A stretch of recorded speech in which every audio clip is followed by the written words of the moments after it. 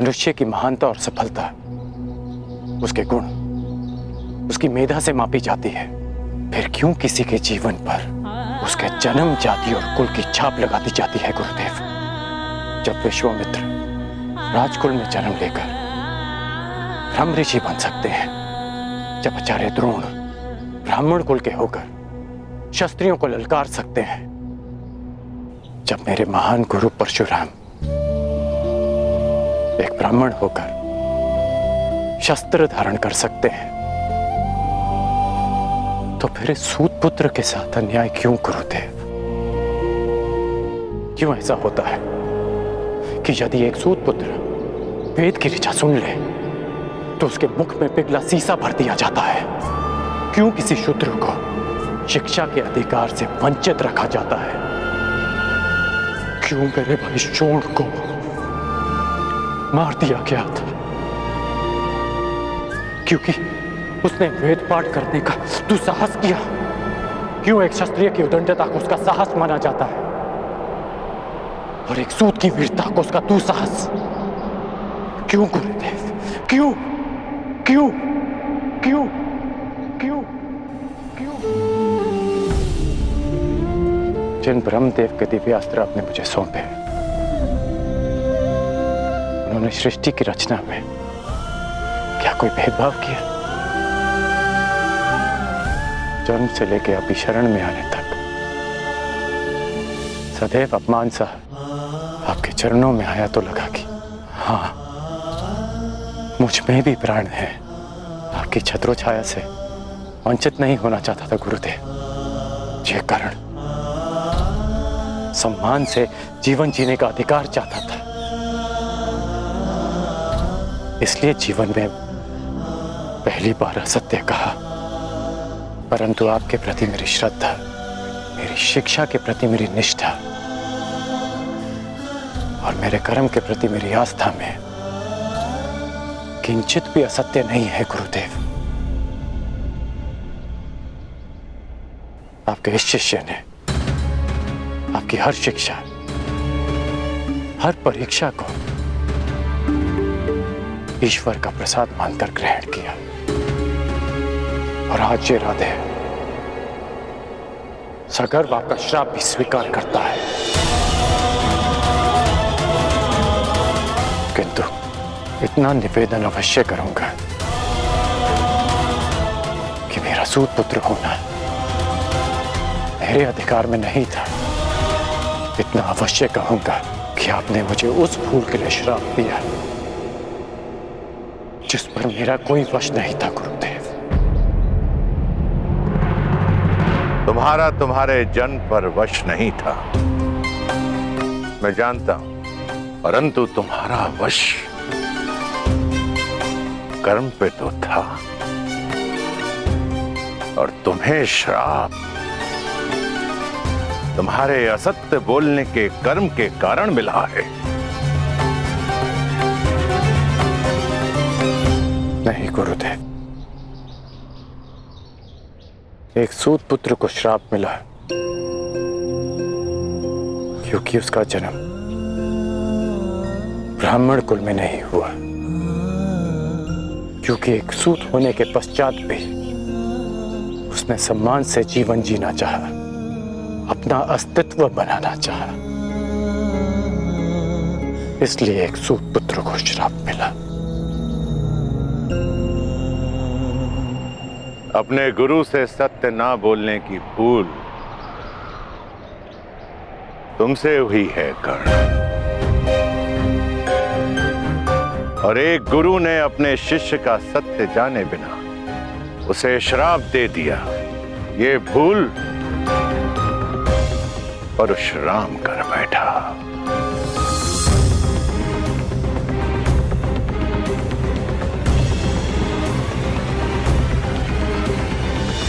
मेरे द्वारा दिए गए श्राप को मैं वापस तो नहीं ले सकता हूं कर्ण, परंतु उसके प्रभाव को कम करने का प्रयत्न अवश्य करूंगा। आज से तुम्हारे बाणों में ऐसा तेज होगा जो तुम्हें मेरे अन्य शिष्यों से भिन्न करेगा।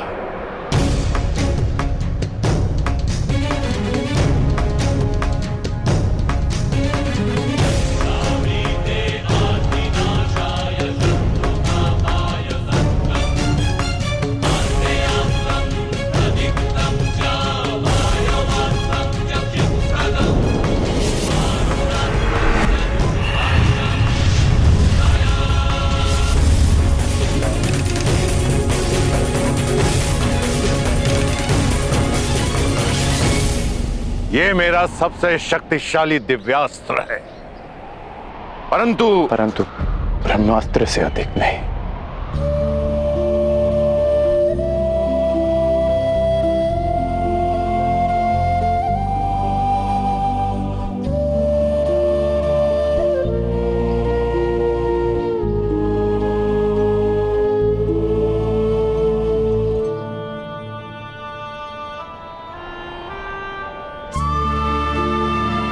गुरु दक्षिणा मांगिए गुरुदेव।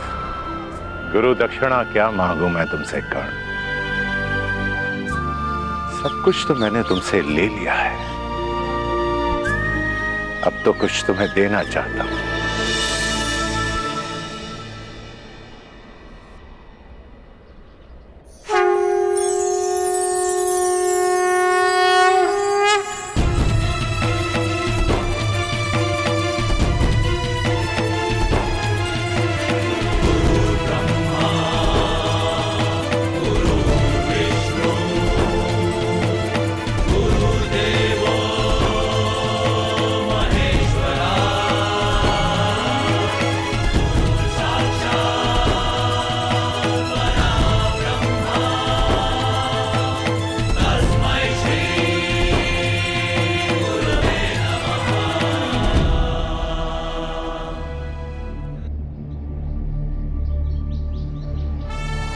ये मेरा दिव्य धनुष है विजय। जब तक ये धनुष तुम्हारे हाथों में रहेगा, संसार का कोई भी योद्धा तुम्हें पराजित नहीं कर पाएगा कर्ण। जाओ पुत्र, जाओ, इस अभिशापित जीवन को स्वीकार करो। जन्म की पीड़ा और शाप का ताप सहकर भी तुम संसार के आकाश में सूर्य के भांति चमको।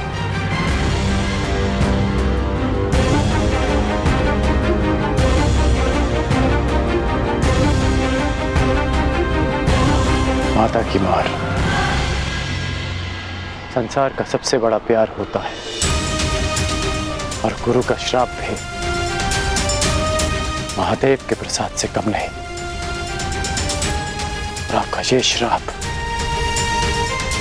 ये राधेकरण अमृत समझकर स्वीकार करेगा। इतिहासकरण का नाम स्वयं में कैसे समाहित करेगा मैं नहीं जानता, लेकिन एक बात का वचन देता हूं कि आपको आपके इस शिष्य पर सदैव गर्व होगा।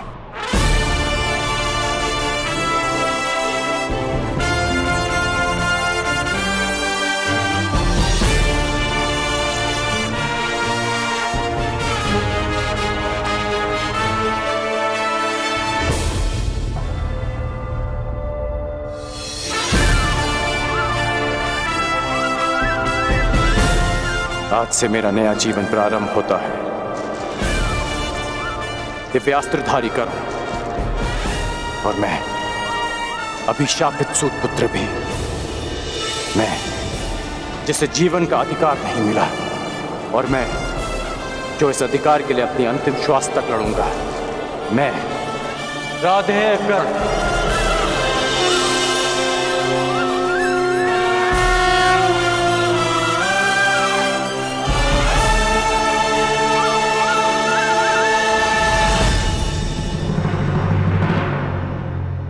परशुराम शिष्य, हस्तिनापुर के राजगुरु, महायोद्धा प्रतापी आचार्य द्रोण पधार रहे हैं।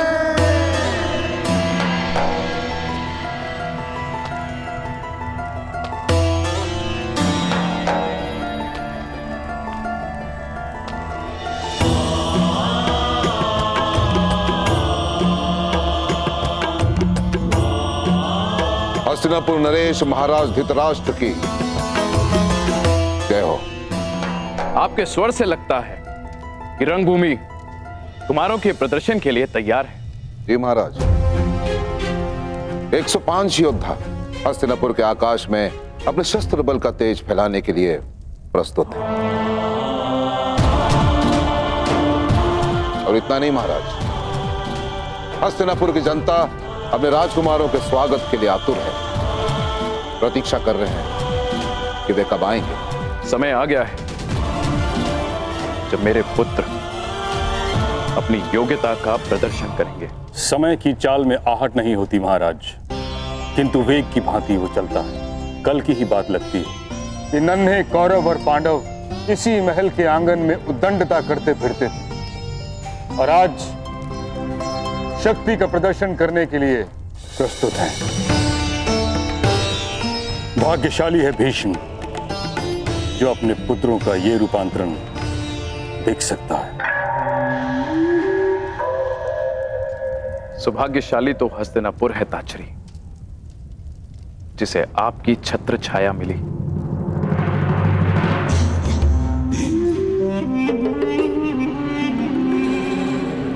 निसंदेह महाराज, निसंदेह, सत्य वचन। जिस राज्य के महाबली भीष्म और महाधनुर्धर द्रोण जैसे स्तंभ हो, वो राज्य सौभाग्यशाली होगा ही। और मुझे पूर्ण विश्वास है कि राजकुमारों का यह प्रदर्शन निश्चित रूप से हस्तिनापुर को गर्वित करेगा। आनंद दुगना हो सकता है महाराज यदि क्या शकुनी? महाराज, चपल धनुर्धर वो है जो एक बाण से 2 लक्ष्य साधे, और चतुर राजनेता वो है जो एक ही आयोजन से 2 प्रयोजन सिद्ध करे। आपका तात्पर्य क्या है गंधार नरेश? यही कि क्यों न इस प्रदर्शन को एक मैत्रीपूर्ण प्रतियोगिता का रूप दे दिया जाए और कल की रंगभूमि में जो विजेता होगा उसे क्यों न युवराज घोषित कर दिया जाए महाराज। प्रतिस्पर्धा प्रतिद्वंदियों के बीच होती है गंधार नरेश, भाइयों के बीच नहीं। इस प्रदर्शन का लक्ष्य है राजकुमारों की क्षमता को परखना, युवराज का चयन नहीं। मैं तो केवल एक सुझाव दे रहा था महामहिम, और यदि मैं भूल नहीं रहा, यदि मुझे विस्मरण नहीं हुआ है, तो स्वयं आपने ही महाराज को वचन दिया था। जिस दिन दोनों राजकुमारों ने सामर्थ्य और ज्ञान प्राप्त कर लिया, उस दिन होगी प्रतिस्पर्धा और उनकी क्षमता के आधार पर हस्तिनापुर अपना नया राजा नियुक्त करेगा। अब जब महागुरु द्रोण ने घोषणा कर ही दी है कि 105 राजकुमारों का प्रशिक्षण पूर्ण हो गया है, तो क्यों हस्तिनापुर को युवराज सुख से वंचित रखा जाए? इस राजसभा को अगले सम्राट के दर्शन क्यों न कराए जाए? ना, फिर भी ये एक केवल सुझाव मात्र है, सुझाव मात्र। यदि महाराज धृतराष्ट्र इस प्रतियोगिता को अनुमति दे तो।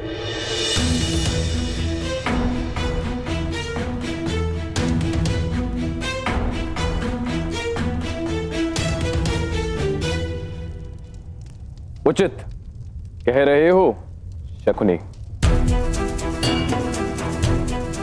इस सुझाव पर विचार किया जा सकता है। निश्चित रूप से हस्तिनापुर को युवराज की आवश्यकता है। निश्चित रूप से युवराज की आवश्यकता है महाराज, किंतु चयन के लिए प्रतिस्पर्धा विकल्प नहीं। महामहिम का कथन सत्य है महाराज। इन 105 भाइयों को एक साथ मिलकर हस्तिनापुर की रक्षा करनी है। जो उत्तराधिकार के लिए एक दूसरे से लड़ बैठेंगे, वो मिलकर किसी देश की रक्षा कैसे करेंगे? यह संभव है महाराज। ये रंगभूमि 105 भाइयों के कौशल का प्रदर्शन स्थल है। उत्तराधिकारियों के मध्य इसे युद्ध क्षेत्र मत बनाए।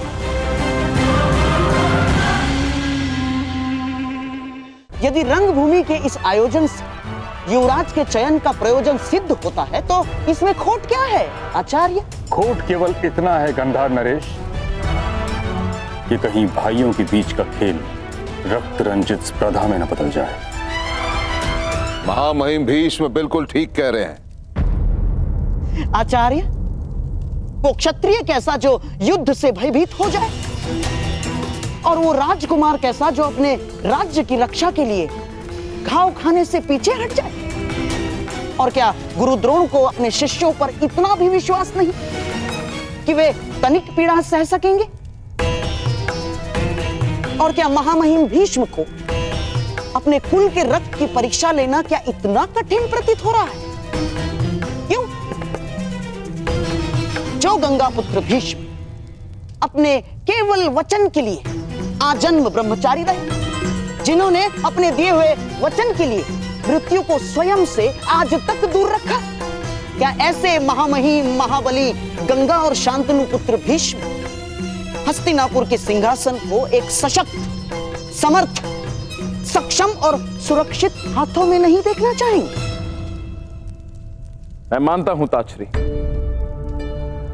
कि राजकुमारों के लिए यह प्रतियोगिता बहुत कठिन होगी, परंतु मुझे आचार्य द्रोण की शिक्षा पर पूर्ण विश्वास है कि सभी राजकुमार इस प्रतियोगिता को मैत्रीपूर्ण भाव से लेंगे। फिर सभी राजकुमारों को एक नियम से बांध दिया जाएगा। यदि किसी भी राजकुमार दूसरे राजकुमार का रक्त बहाया तो उसे अपात्र घोषित कर दिया जाएगा। इस नियम के प्रभाव से आपकी चिंता का हल भी निकल आएगा और हस्तिनापुर को उसका युवराज भी मिल जाएगा। कहिए ताछरी, क्या ये उचित नहीं? जैसी महाराज की अच्छा। तो फिर यह निश्चित रहा कि कल सभी राजकुमारों के बीच शक्ति प्रदर्शन होगा और मुझे पूर्ण विश्वास है कि विजेता वही होगा जो सर्वश्रेष्ठ होगा।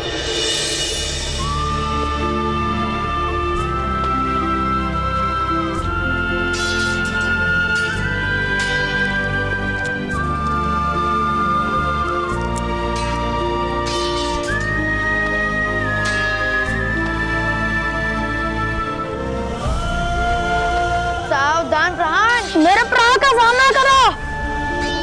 क्या आप भी कल रंगभूमि में प्रदर्शन करोगे कौरव और पांडवों के साथ? प्रदर्शन? कैसा प्रदर्शन? कल हस्तिनापुर के 105 राजकुमारों का शक्ति प्रदर्शन है। सुना है कुमार अर्जुन अपने धनुर्विद्या का कौशल भी दिखाएंगे।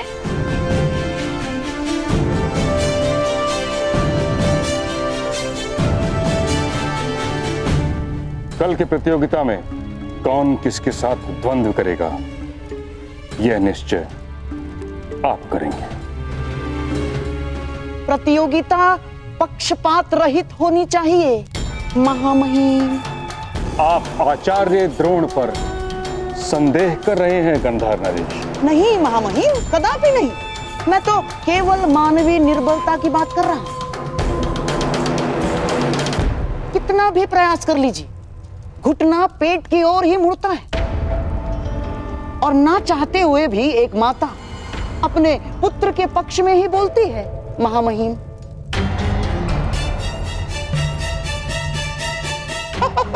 और महागुरु द्रोण का अर्जुन के प्रति प्रेम जगत विख्यात है। वो तो पहले ही घोषणा कर चुके हैं कि इस संसार का सर्वश्रेष्ठ योद्धा अर्जुन ही है। बस कीजिए गांधार नरेश शकुनी, आप द्रोण के न्याय भाव पर आक्षेप लगा रहे हैं जो उचित नहीं है। नहीं आचार्य, नहीं, मैं तो वो कह रहा हूं जो कल सारा हस्तिनापुर कहेगा। तो आप चाहते क्या हैं? मैं तो केवल महाराज को यह निवेदन करना चाहता हूं कि द्वंद्व के प्रतियोगियों का निर्णय कोई मनुष्य ना करे। तो फिर कौन करेगा शकुनी? वो जिसमें पक्षपात का भाव ना हो।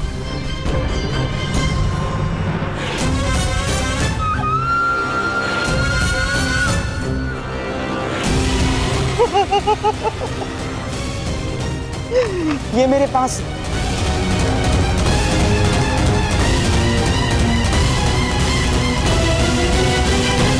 मैं भी कल रंगभूमि में जाकर कौरवों और पांडवों के बीच अपना प्रदर्शन करूंगा और ऐसे ऐसे तलवारबाजी करूंगा। मूर्ख, अज्ञानी, हमारे जैसे छोटे लोगों को दिन में स्वप्न देखने का अधिकार नहीं है। ये रंगभूमि राजपुत्रों के लिए है, तुम्हारे लिए नहीं है पुत्र। तुम लोहार के पुत्र हो, लोहार का काम करो, छोड़ो ये तलवार वलवार चलाना। अपनी निर्बलता और उस पर क्यों थोप रहे हो? हर बालक का अधिकार होता है अपना भविष्य चुनने का, अपना भाग्य स्वयं लिखने का।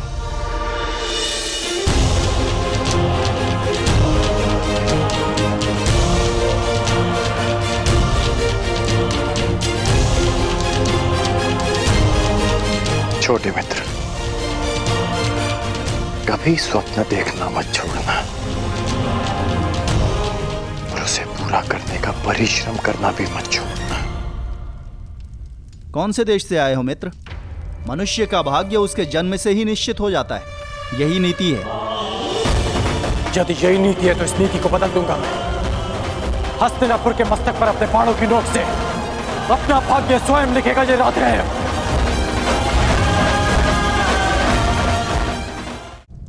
मैं महाराज से निवेदन करना चाहता हूं कि कौन किसके साथ द्वंद्व करेगा, किसका युद्ध किसके साथ होगा, इसका चयन मेरे पास ही करें।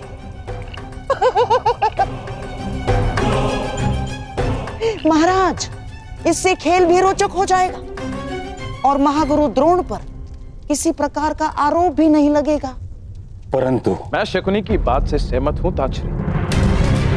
पासों से यदि प्रतियोगियों का चयन होगा तो अवश्य ही वो निष्पक्ष ही होगा।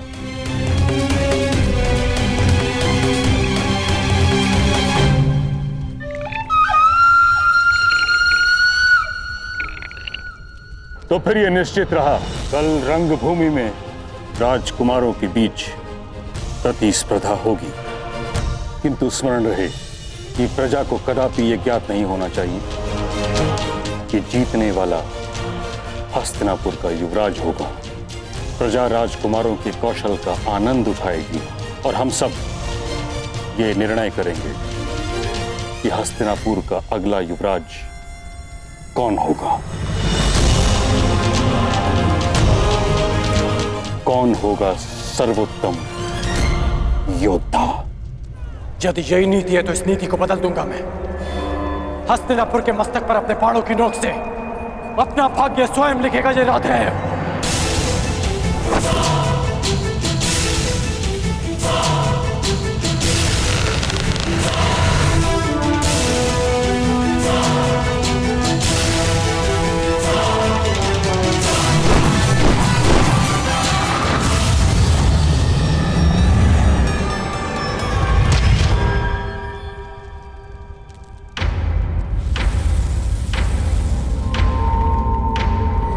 ये हस्तिनापुर की राजसभा में किसने आक्रमण किया?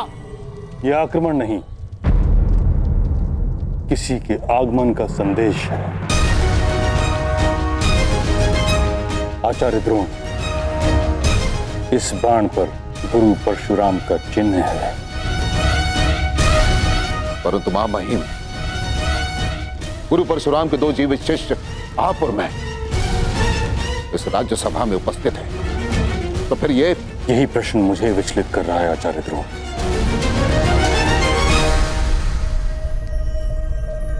गुरु परशुराम का ये तीसरा शिष्य कौन है?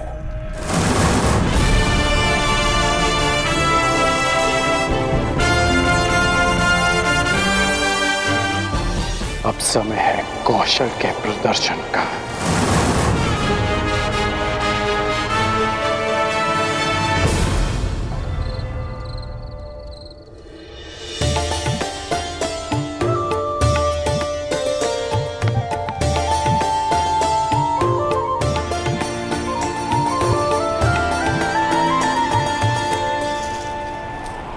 राधा, सूर्यास्त होने को है और वायु की गति भीषण होती जा रही है।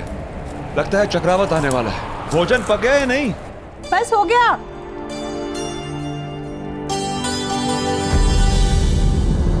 हे महादेव, ये किस धुन में खो गई मैं? 2 प्राणी के लिए इतना अधिक भोजन बना लिया।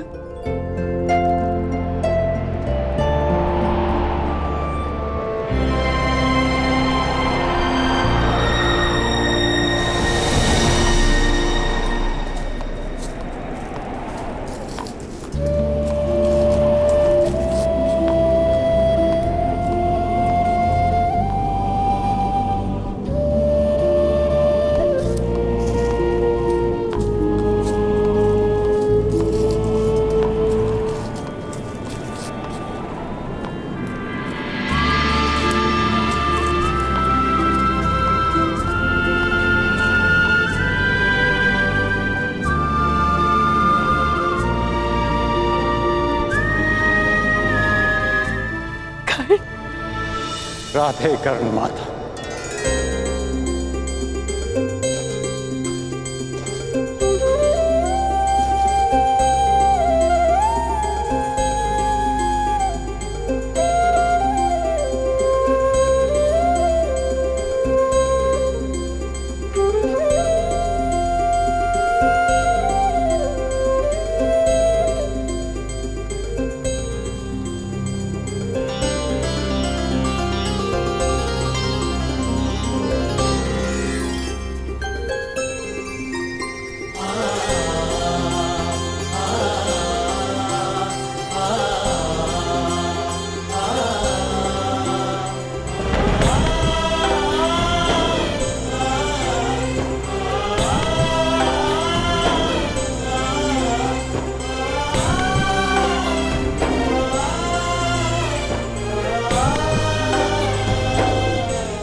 तुम आ गए पुत्र।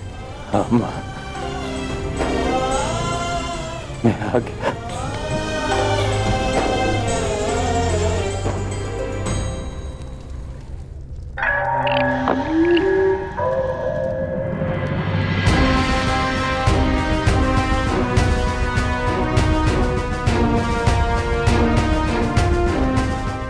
आइए गुरुपुत्र अश्वत्थामा, हमारे कक्ष में आपका स्वागत है। आप मुझसे यहाँ क्यों मिलना चाहते थे? क्योंकि इस कक्ष के अतिरिक्त हर कहीं 100 आंखें और 100 कान हैं। आंखें महामहिम भीष्म की और कान तुम्हारे पिता के।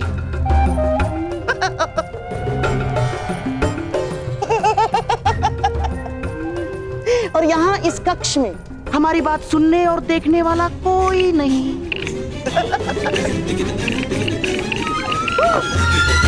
कैसी बात? यही कि कल की रंगभूमि में आप किसे विजयी होते हुए देखना चाहते हैं? मेरे होने वाले सम्राट राजकुमार दुर्योधन को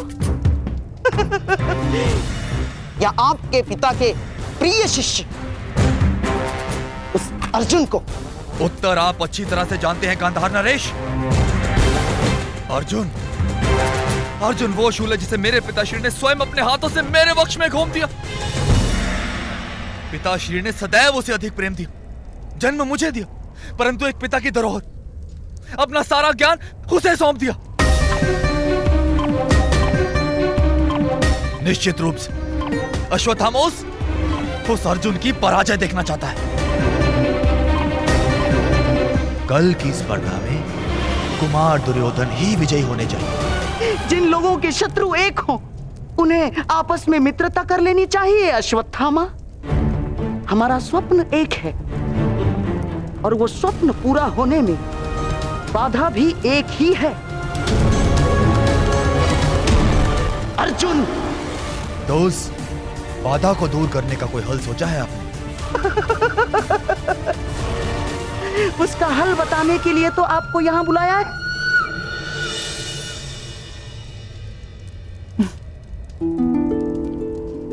क्यों? आश्रम में भरपेट भोजन नहीं मिलता था? मिलता था, परंतु उसमें माता के हाथ का स्वाद नहीं था।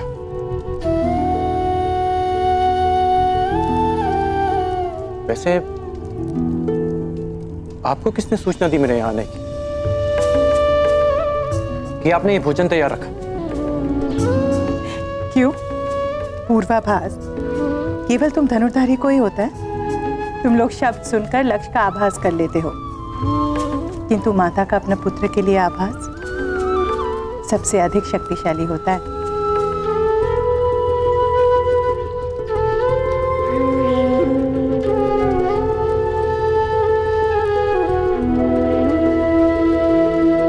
माता जानती है कब उसका पुत्र आने वाला है और कब जाने वाला है।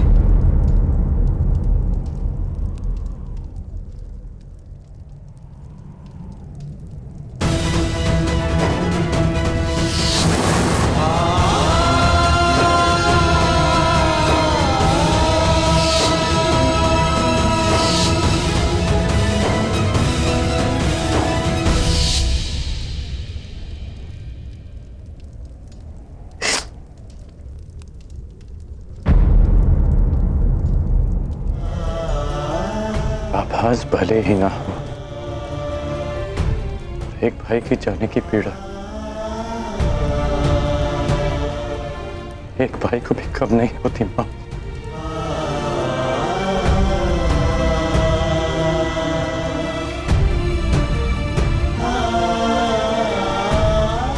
ये बताओ, प्रशिक्षण कैसा रहा तुम्हारा? गुरुदेव को अधिक सताया तो नहीं? आप विषय को टाल रहे हैं।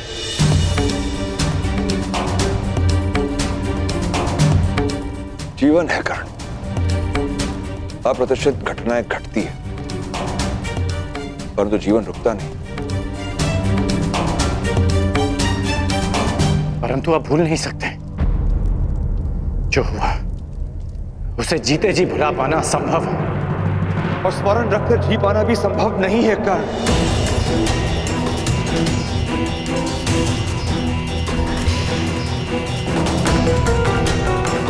वो क्षत्रिय हैं, राजकुल के लोग हैं, उनके पास बल है, अधिकार है। हम छोटे लोग हैं कर्ण, ना हमारे पास विरोध का बल है, ना ही प्रतिकार का अधिकार। और उनके पापों का दंड ईश्वर देगा उन्हें।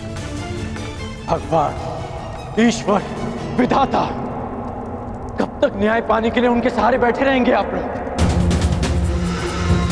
न्याय मांगा नहीं जाता, उसे छीन लिया जाता।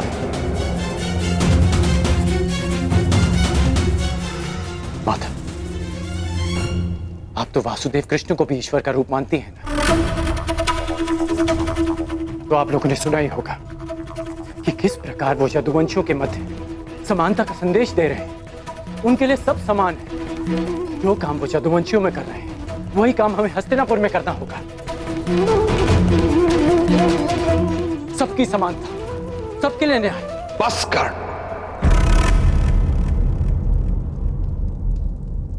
तनिक नहीं बदले तुम। परंतु पिताश्री, तुम एक सूत पुत्र हो, सूत पुत्र। संसार के सर्वश्रेष्ठ सारथी बन सकते हो, यही तुम्हारा प्रारब्ध है। न्याय राजकुल का अधिकार है, उसे उन्हीं के पास रहने दो। देखा है उनका न्याय, वो न्याय जो शून को मिला था। मेरे भाई की हत्या कर दी गई, उसे मार दिया गया था। इसे आप न्याय कहते हैं?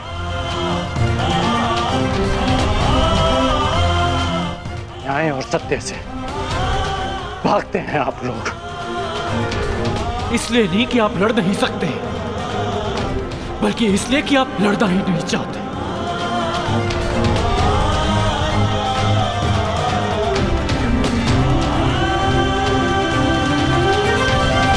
भागने से प्रारब्ध नहीं बदलता पिताश्री।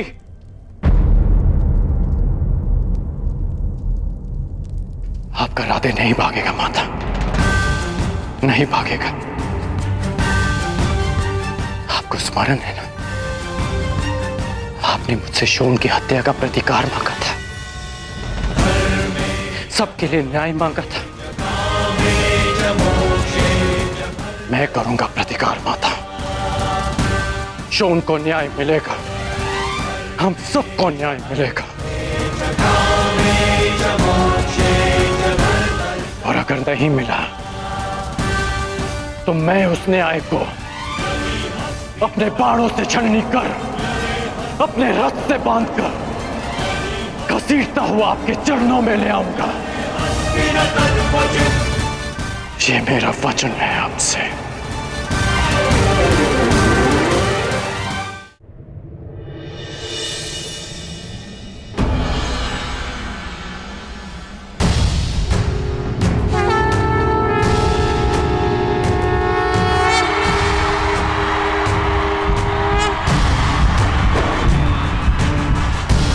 महामहिम भीष्म की, महामहिम भीष्म की, महामहिम भीष्म की, महाराज धृतराष्ट्र की, महाराज धृतराष्ट्र की, महाराज धृतराष्ट्र की।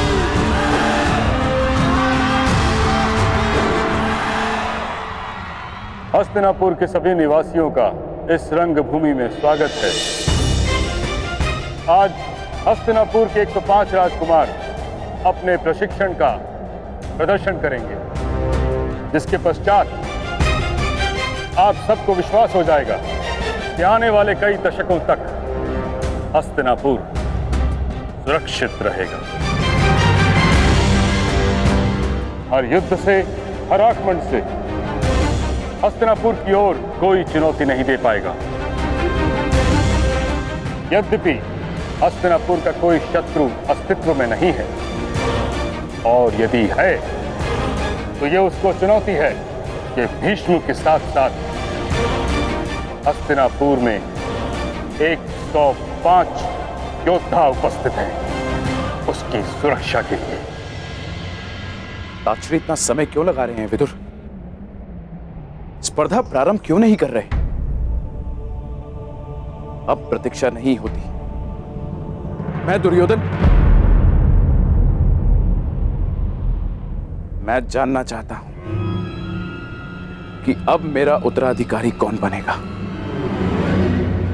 हमारा सौभाग्य है कि हमारे समक्ष गुरु द्रोण उपस्थित हैं, जिन्होंने अपने शिष्यों को पाषाण खंडों से निखारकर रत्न बनाया है। वो स्वयं अपने शिष्यों का परिचय दें। हस्तिनापुर के वासियों, मैं आज बहुत संतुष्ट हूं। मां महिम भीष्म ने मुझे 105 दीपक सौंपे थे, और आज वो दीपक सूर्य के भांति चमकेंगे और हस्तिनापुर के आकाश को प्रकाशित करेंगे। अब आपके समक्ष वो प्रस्तुत होंगे जो उन 105 राजकुमारों में सबसे ज्येष्ठ हैं, धर्म और कर्म में चित, युद्ध में स्थिर कुमार युधिष्ठिर। युधिष्ठिर, युधिष्ठिर, कुमार युधिष्ठिर की, कुमार युधिष्ठिर की, कुमार युधिष्ठिर की।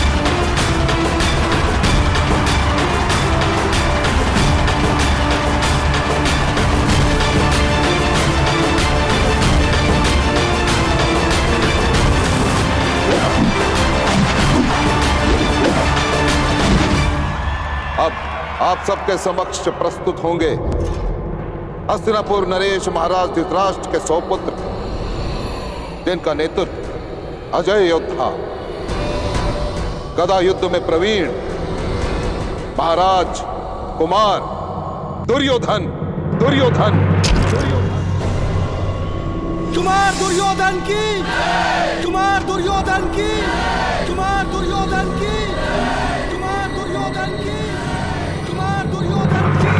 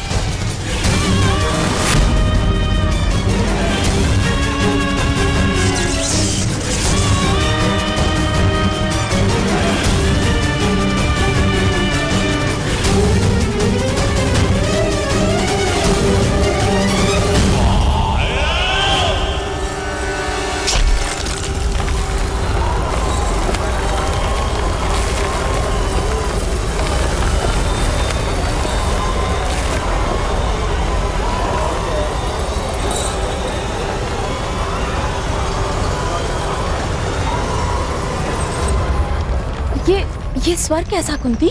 पुत्र दुर्योधन ने अपने गदा के प्रहार से भूमि पर गहरी दरार डाली है दीदी।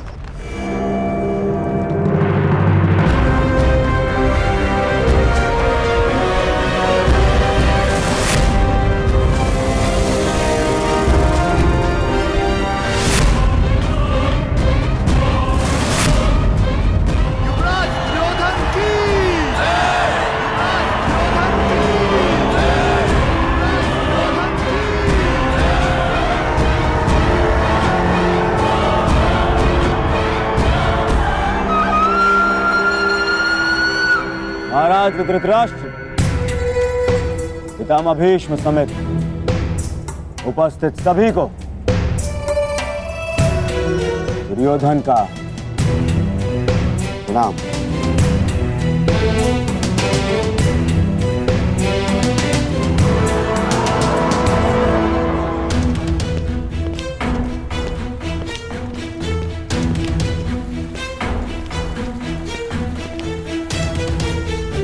कहां जा रहे हो कर्ण?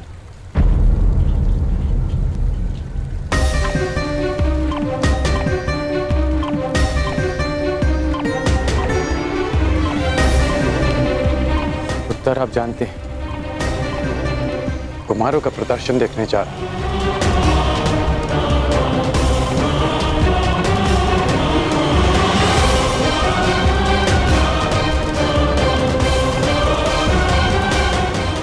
धनुष को साथ लेकर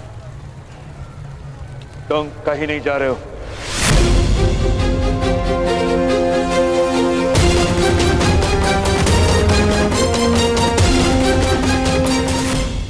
मैं कुमारों का प्रदर्शन देखने जा रहा हूं।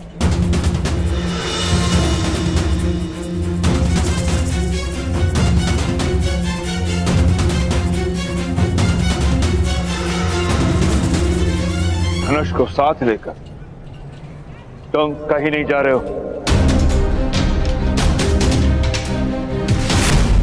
हस्तिनापुर के वासियों, अब आपके समक्ष आ रहे हैं महाबाहु, पवन के वेग से गदा चलाने में निपुण विकोदर भीम। भीम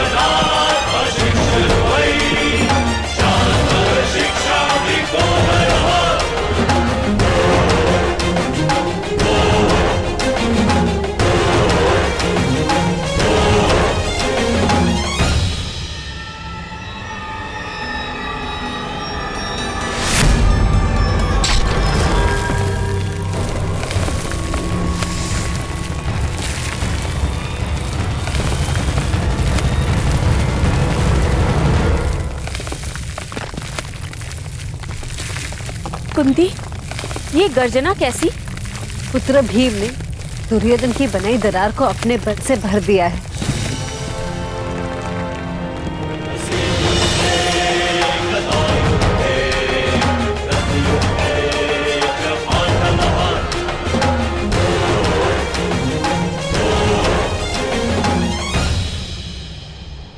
अब आपके समक्ष आ रहे हैं वो जो खड़ग युद्ध में जिनकी कोई तुलना नहीं, तलवार और ढाल की भांति अटूट पांडुपुत्र नकुल और सहदेव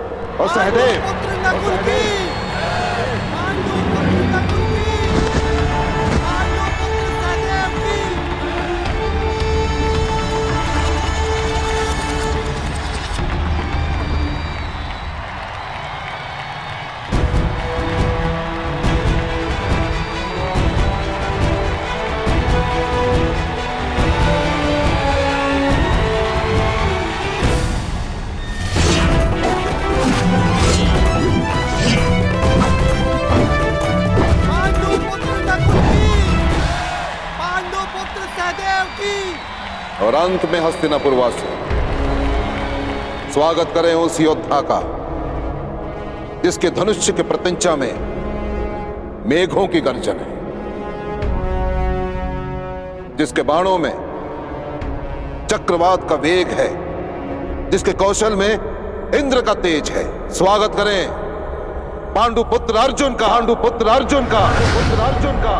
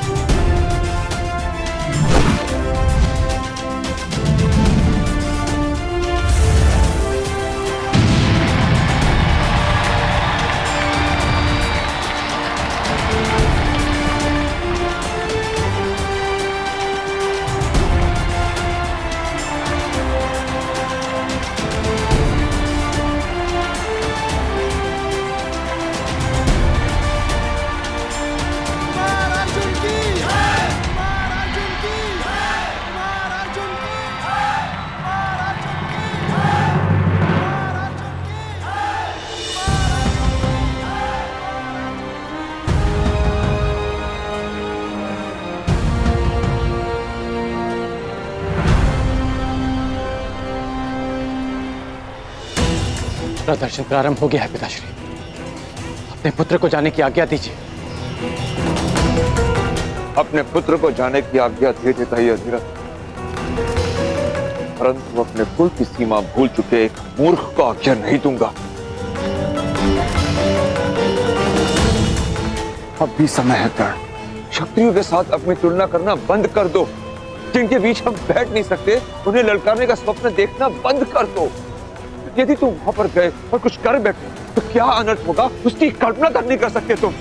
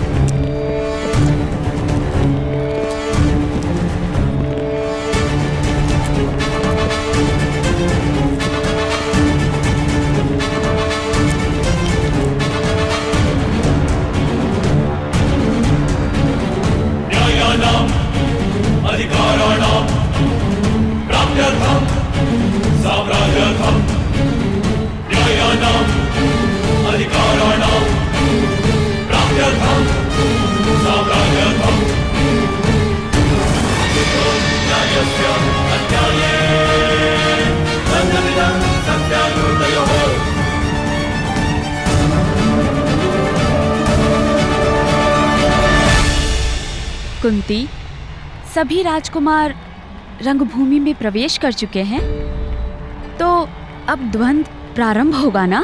परंतु मैं इस विषय में ज्येष्ठ पिताश्री के मत का समर्थन करती हूँ।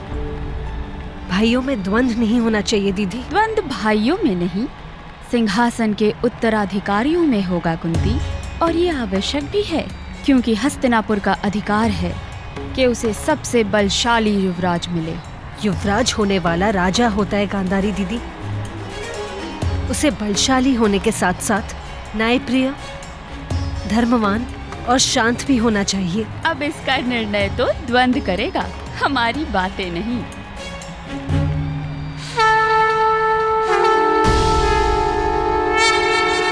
और अब राजकुमारों के बीच द्वंद्व होगा, और जो राजकुमार इस स्पर्धा में सफल होगा उसे इस स्पर्धा का विजेता घोषित किया जाएगा।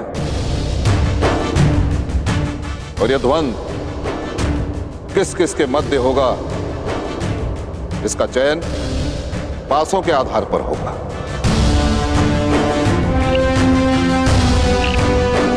पर तो ध्यान रहे राजकुमारों, यह प्रतिस्पर्धा है, युद्ध नहीं।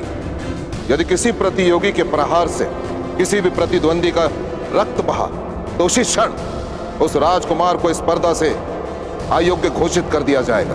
अब कुरुवंश के ये 105 राजकुमार परस्पर द्वंद्व में अपना अपना कौशल दिखाएंगे, और इनमें से चुने गए 5 योद्धा अगले चरण में द्वंद्व करेंगे। पासे फेंकिए गांधार राज।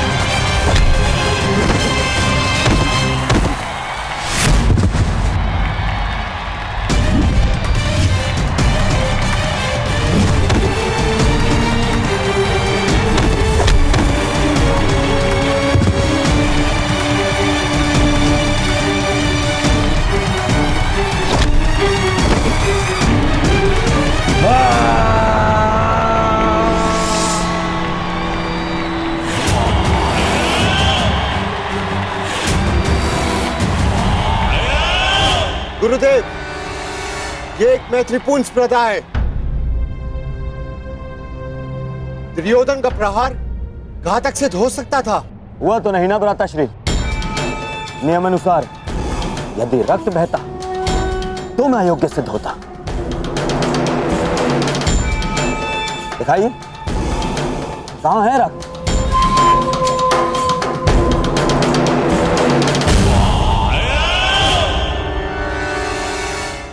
अब रंगभूमि में केवल 5 योद्धा शेष हैं।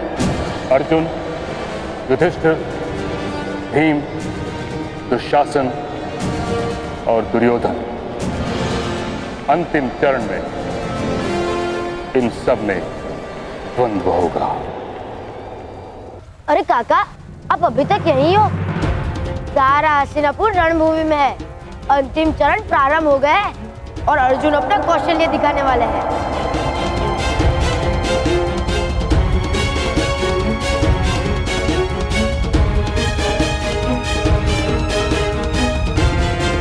हम कहीं नहीं गए।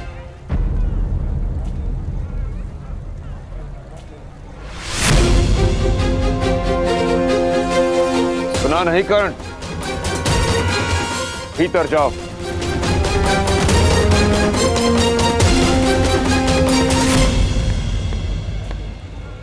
इसे अपना भाग्य स्वयं चुनने दीजिए आर्य।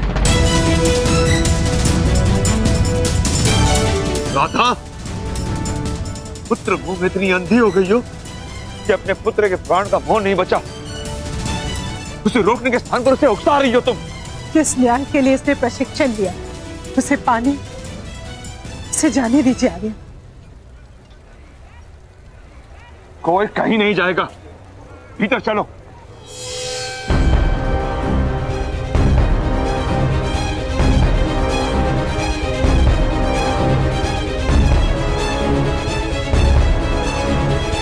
प्रणिपात,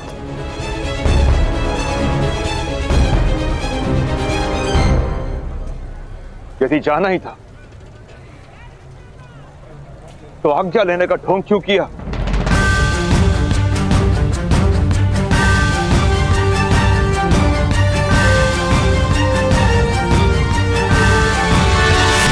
आज्ञा अधिरथ के पुत्र ने अपने पिता से मांगी थी और उसका पालन भी किया। और जा परशुराम का शिष्य रहा, उनको दिया वचन पूरा करने की वो हार नहीं मानेगा।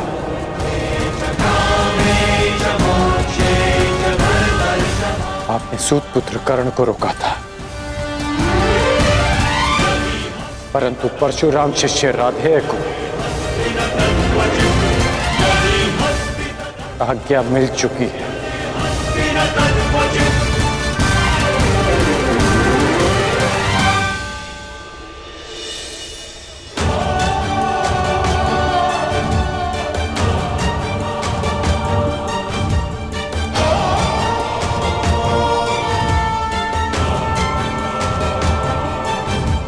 विजयी भव।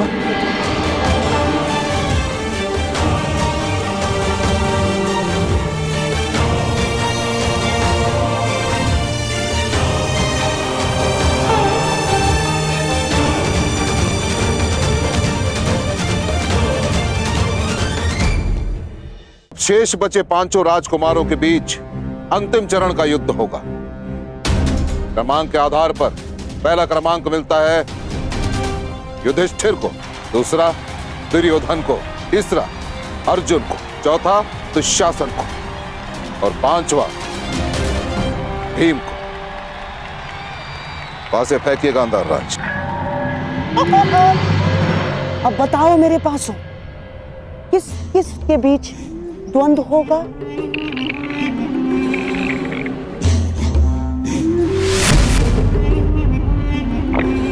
क्रमांक 2 यानी राजकुमार दुर्योधन।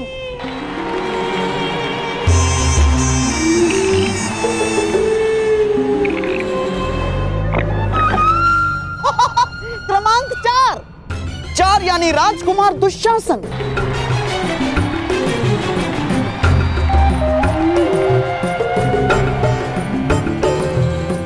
ये लीजिए आचार्य, हो गया अंतिम चरण के पहले द्वंद्व का चयन। राजकुमार दुशासन के साथ राजकुमार दुर्योधन की स्पर्धा होगी। ये पासे भेदभाव नहीं करते, ये भाई भाई का अंतर नहीं जानते आचार्य। द्वंद्व प्रारंभ हो। राजकुमार दुर्योधन की, राजकुमार दुर्योधन की।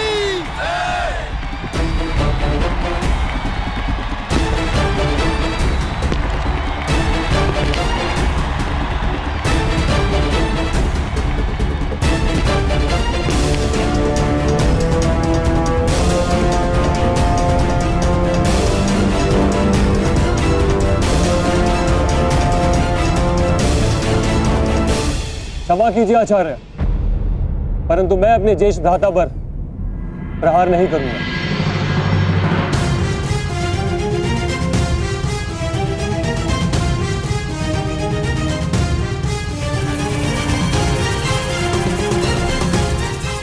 मैं दुशासन अपनी हार स्वीकार करता हूं।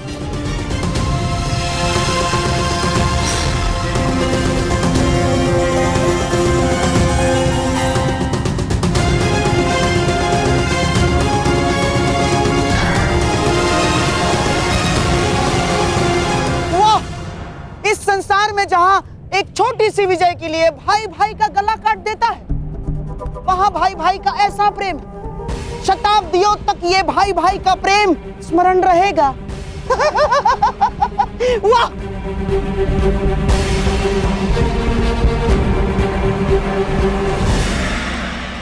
अरे देखो देखो, ये तो वही योद्धा है जो हमें कल मिला था।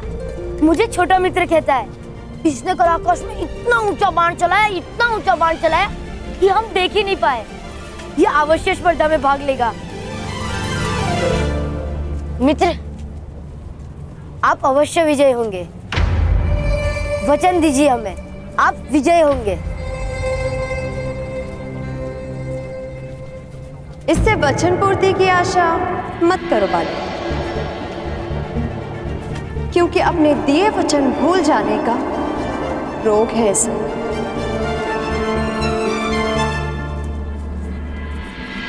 मैं वचन देता हूं वृषाली, मृत्यु से पूर्व हम दोनों की प्रतीक्षा पूरी होगी।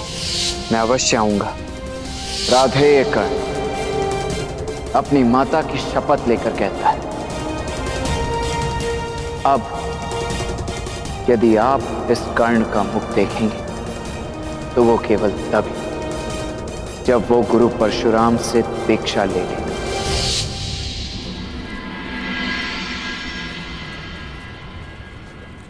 मुझे अपने सारे वचन स्मरण है, जो पूरे कर पाया वो भी,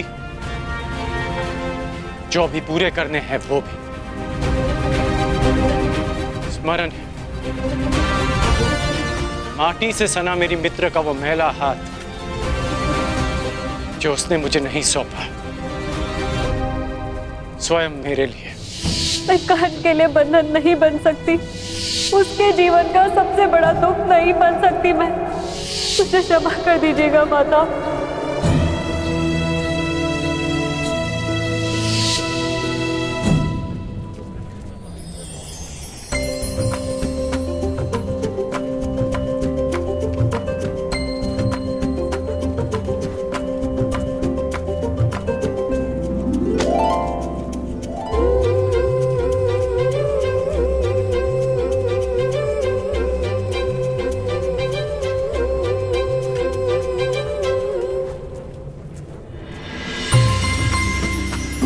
अच्छा, तो तुम अब तक जीवित हो?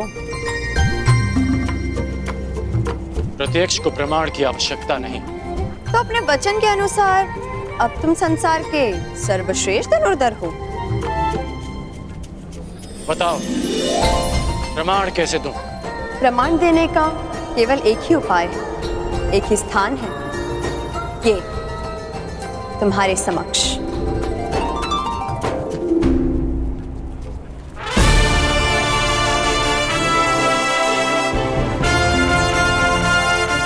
आपने वचन दिया था भ्रातागण, जब तक समाज में परिवर्तन नहीं लाएंगे शांत नहीं बैठेंगे और जब तक समाज में परिवर्तन नहीं आएगा तब तक आपके अनुज को शांति नहीं मिलेगी।